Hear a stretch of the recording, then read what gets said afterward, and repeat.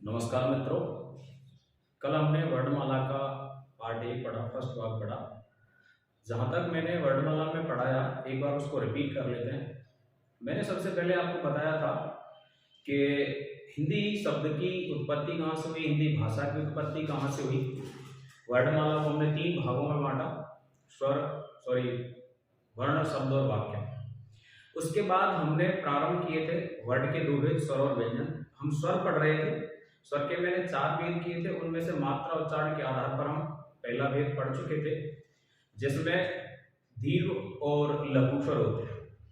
आज हम दोबारा से प्रारंभ कर रहे हैं दूसरा, उसको आगे बढ़ाते हुए।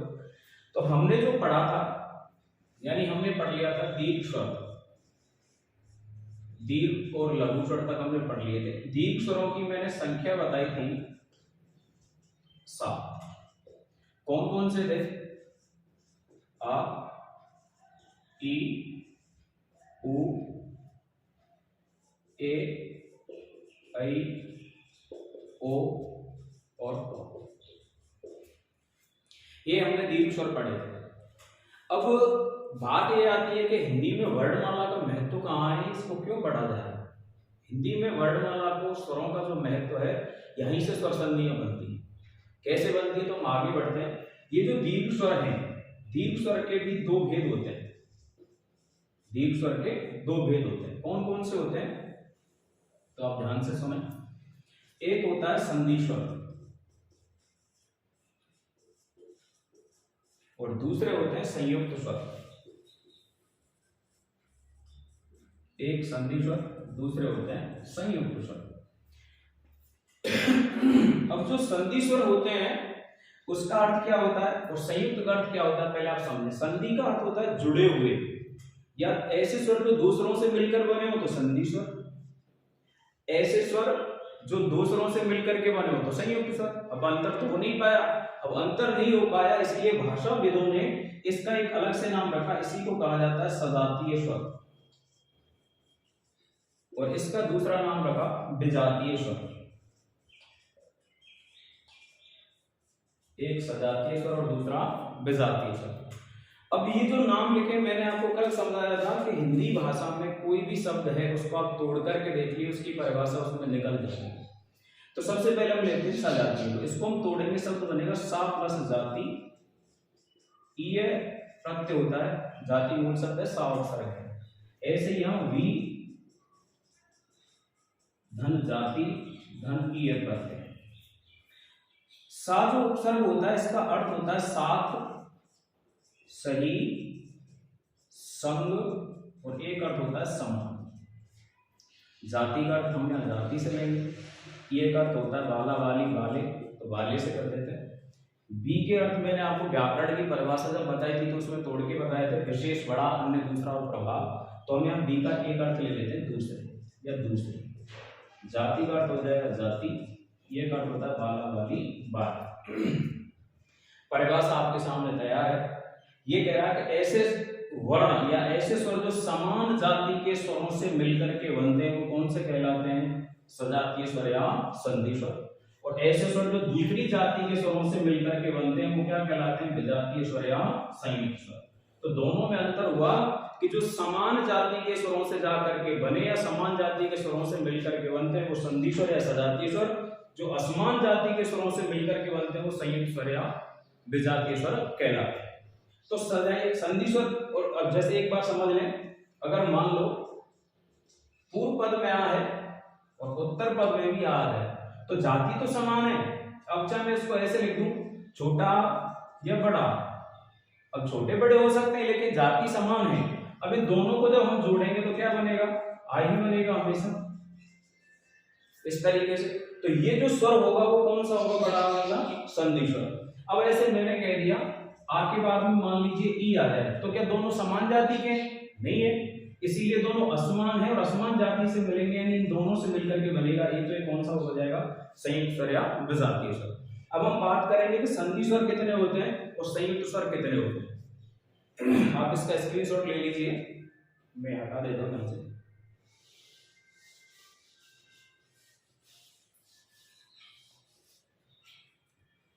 तो संधि स्वरों या सजाती स्वरों की जो संख्या है वो है 3 और संयुक्त स्वरों की जो संख्या है वो है 4। कौन कौन से होते हैं? एक बड़ा, बड़ी और बड़ा, ये होते हैं संधि स्वर। इधर होता है ए, ऐ, ओ और औ। अब इनका बनना देख लेते हैं, स्वर बनते कैसे। आदु स्वर होता है किस किस से मिलके बना होता है? इधर छोटा आ जाए, पीछे भी छोटा आ जाए तो बनेगा बड़ा। ऐसे ही आगे छोटा हो या पीछे बड़ा हो तो भी क्या बनेगा? बड़ा।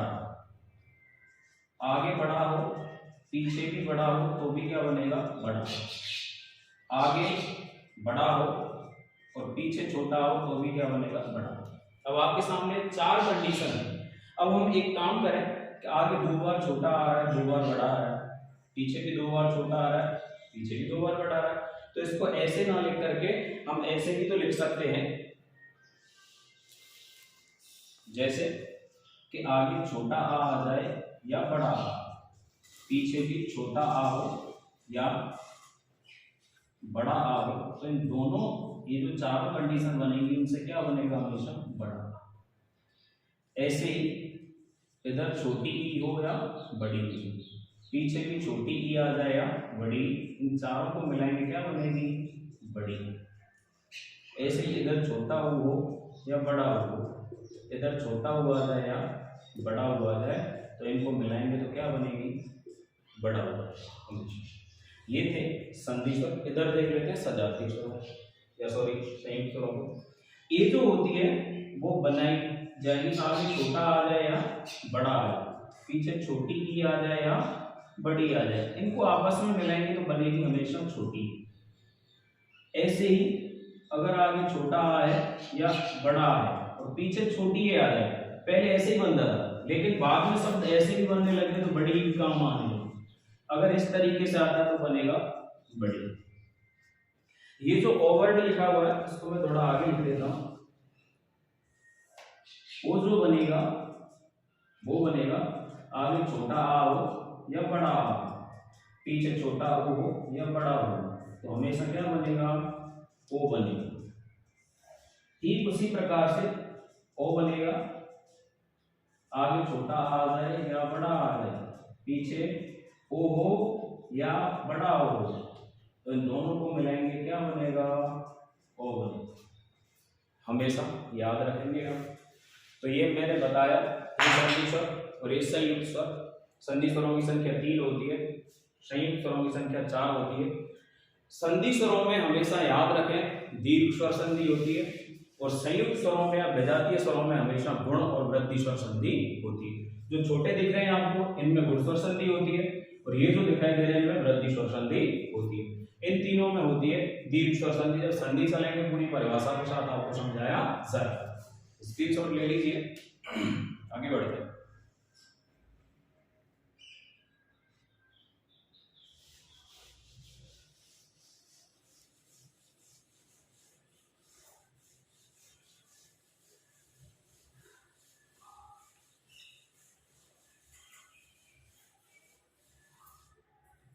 अभी हमने स्वर का एक भेद कंप्लीट किया है, स्वरों का हम दूसरा भेद पढ़ते हैं। कल मैंने लिखाया था आपके लिए प्रयत्न, इसी को कहते हैं जिह्वा के आधार पर। ये दूसरा भेद हम पढ़ेंगे प्रयत्न या जिह्वा के आधार पर। अब प्रश्न जो बनेगा सीधा सीधा एक प्रश्न तो यही आता है हिंदी में, प्रयत्न के आधार पर स्वरों की संख्या या जिह्वा के आधार पर स्वरों की संख्या। तो आप याद रखेंगे प्रयत्न का हिंदी अर्थ होता है कोशिश, जिह्वा का अर्थ होता है जीभ। तो स्वरों को बोलने में जीभ कहां से कोशिश करेगी? अब ऐसा तो है नहीं कि 10-20 जगह से कोशिश करे। कोशिश करेगी कितनी जगह से? 3 जगह से। या तो करेगी कहां से? आगे से, या करेगी बीच में से, या करेगी पीछे से। अब मैंने आपको बताया कि हिंदी में इस तरीके के शब्द हम जब लिखते हैं तो वो अशुद्ध जैसा प्रतीत होता है, इसीलिए हिंदी को शुद्ध रखने के लिए तत्सम शब्दों का प्रयोग किया जाता है। अब आपको ऐसा कोई तत्सम शब्द ढूंढना है जिसका अर्थ आगे होगा। तो एक शब्द होता है अग्र। तो बात आ जाएगी कि जो जिह्वा के आगे के भाग से बोले जाने वाले स्वर होते हैं वो अग्र स्वर कहलाते हैं। जिह्वा के बीच के भाग से बोले जाने वाले स्वर मध्य स्वर कहलाते हैं और जिह्वा के पीछे के भाग से बोले जाने वाले स्वर पश्च स्वर कहलाते हैं। तो प्रतिज्ञा जिह्वा के आधार पर स्वरों के हम 3 भेद पढ़ेंगे, अग्र स्वर, मध्य स्वर और पश्च स्वर। परिभाषा रटने की जरूरत नहीं है। जो आगे के भाग से बोले जाएं वो अग्र स्वर, जो बीच के भाग से बोले जाएं वो मध्य स्वर और जो पीछे के भाग से बोले जाएं वो पश्च स्वर होते हैं। तो 1, 2 और 3। अब बात आएगी जो 11 स्वर है उन्हीं को हमें 3 जगह बांटना है। कौन कौन से थे स्वर मैं एक बार इधर लिख देता हूं, आपको रटना नहीं है बस समझना है।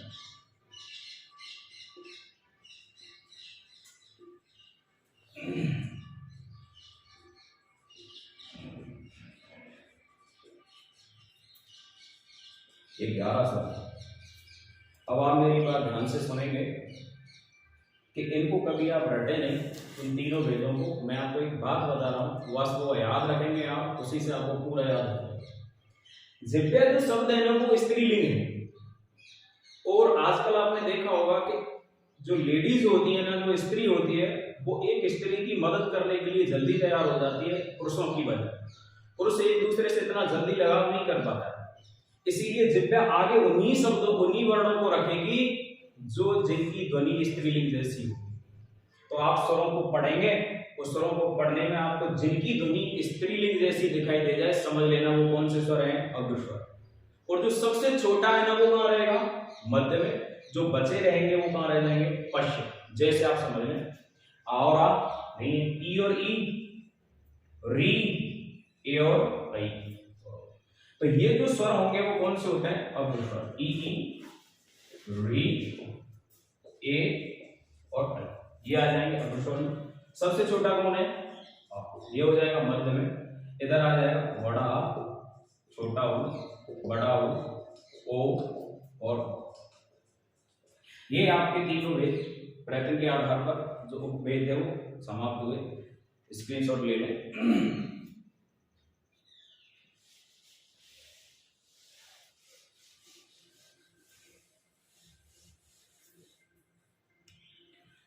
स्वरों का तीसरा भेद पढ़ते हैं मुखाकृति के आधार पर।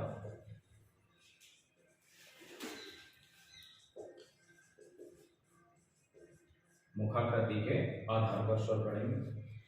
जैसा नाम लिख रहा है आप उसको तोड़ दें शब्द को। शब्द बनेगा मुख धन आकृति। मुख का अर्थ सबको पता है, मुंह होता है। आकृति का अर्थ होता है बनावट। तो ये कह रहा है स्वरों को बोलने में मुंह की जैसी बनावट होगी उसके आधार पर हम भेद कर देंगे। अब मुंह की बनावट से ऐसा नहीं है कि आप सेल्फी ले रहे हो तब जैसा मुंह बनाते हो वैसे हो, ऐसा नहीं होता है। यहाँ मुंह की बनावट से मतलब होता है कि किसी स्वर को बोलने में मुख जो है वो आपका मुख में है वो कितना खुलता है। तो यहाँ इसके हम 4 भेद करेंगे। तो मुखाकृति के आधार पर स्वर के जो भेद होते हैं वो होते हैं 4 भेद होते हैं। स्वर के भेद होते हैं यहाँ 4। कौन कौन से होते हैं, एक होते हैं समृद्ध स्वर, दूसरे होते हैं अर्ध समृद्ध, कहीं कहीं इसी को असमृद्ध स्वर भी कहा जाता है। एक होते हैं विभक्त स्वर और एक होता है अर्धविभक्त स्वर।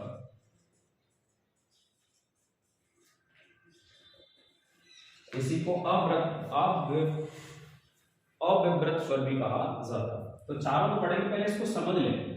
समृद्ध जो स्वर होते हैं इनमें मुख प्राय बंद सा रहता है या सबसे कम खुलता है, वो स्वर कौन से होंगे, समृद्ध। अब स्थिति बदलेगी कि इसमें मुख पहले से ही सबसे कम खुल रहा है, बंद सा रहता है।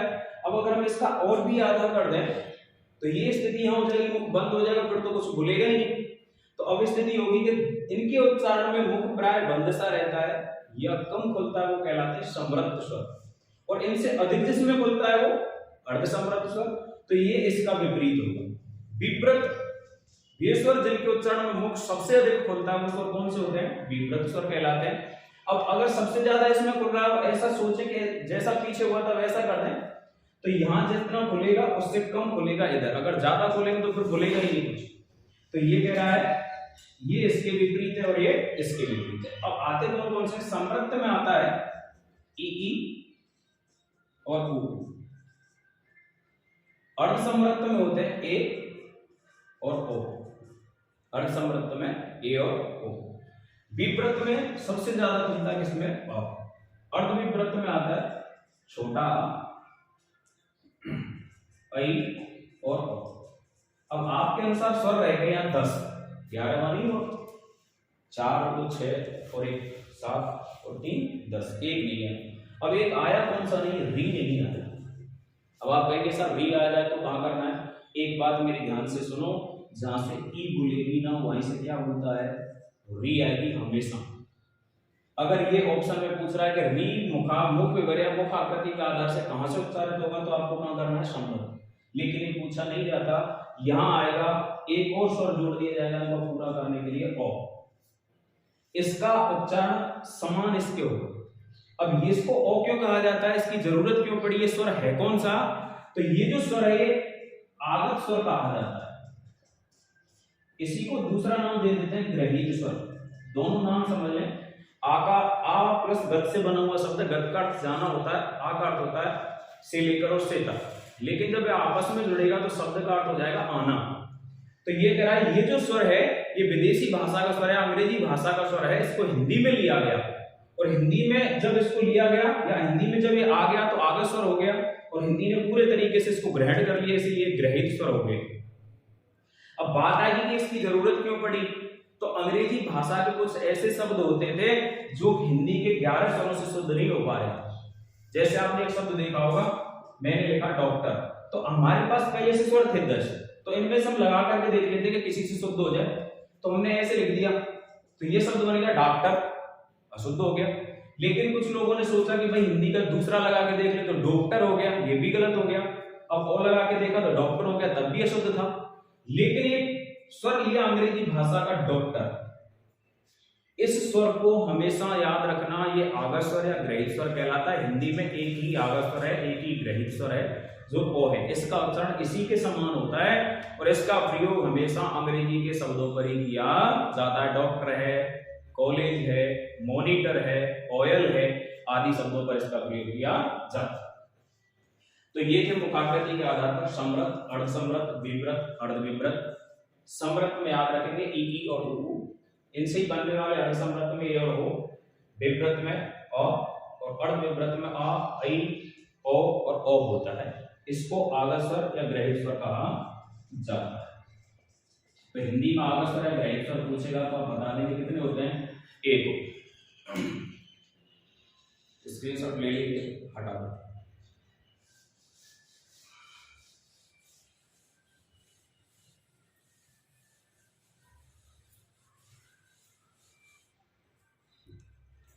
स्वर का चौथा भेद पढ़ते हैं, ओष्ठाकृति के आधार पर।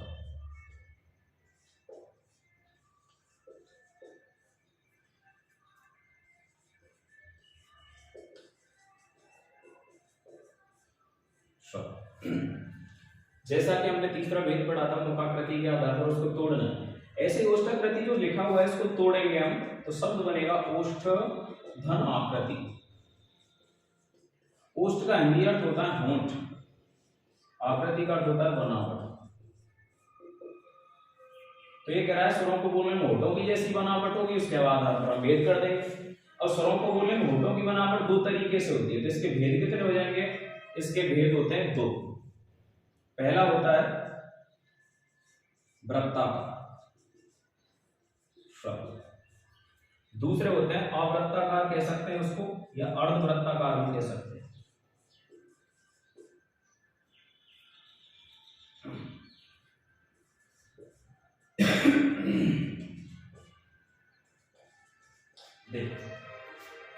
वृत्ताकार का मतलब होता है जिन स्वरों को बोलने में होठों की आकृति वृत्त के समान हो जाए। वृत्त कैसा होता है? गोल होता है। तो जिन स्वरों को बोलने में होठों की आकृति गोल हो जाएगी और जिनको बोलने में होठों की आकृति कैसी हो जाए? आधी गोल हो जाए या गोल नहीं हो तो कौन से हो जाएंगे? अर्धवृत्ताकार।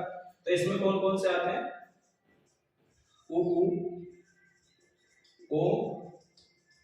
ओ और इसी के साथ चलेगा ओ जो आगत स्वर था मैंने बताया। और इधर अ ई, ई, ए और ऐ। अगर मान लीजिए ये नहीं दे रखा है और री को पूछ रहा है तो री कहाँ रहेगी, अर्धवृत्ताकार में, ऐसे वहां रहेगी समवृत्त में और यहाँ रहेगी इस। क्लियर है? इसको हटा दीजिए, उतार लें आप या स्क्रीनशॉट ले लें।